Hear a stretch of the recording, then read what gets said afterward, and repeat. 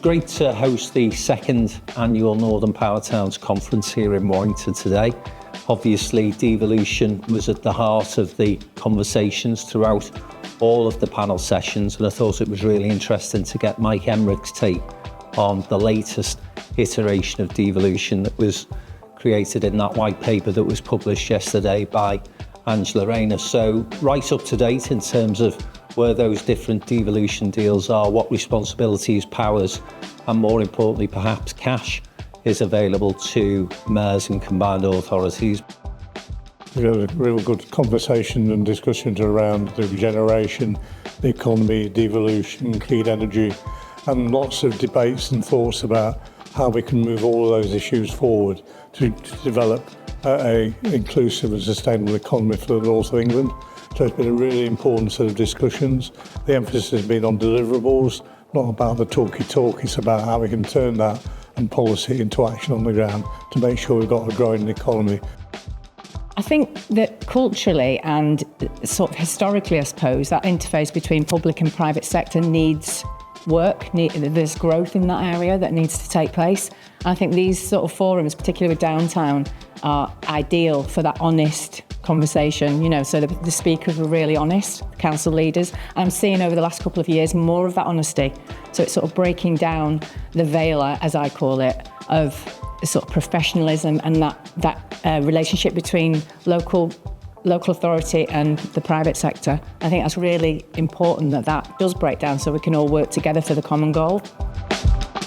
It was really looking at the kind of what the barriers are for, and we're looking at devolution, what's holding back from my perspective. It was looking at Lancashire and the challenges we have up there, but really looking down to Merseyside, Manchester, and how the mayor and the devolution deals down there really pushed on the economy.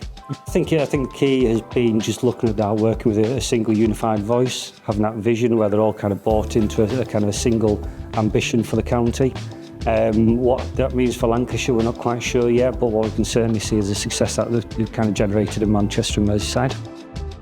It was interesting to note in the room that there was a consensus of the attendees who were very pro the idea of looking at devolution as a way forward to build their businesses and look at getting investment in infrastructure into the area. So as a key takeaway, it became very apparent to me that using the examples that are out there already, such as the combined authorities of Manchester and other places, it's clearly the way forward. We don't get a seat at the table at central government unless we have representation there.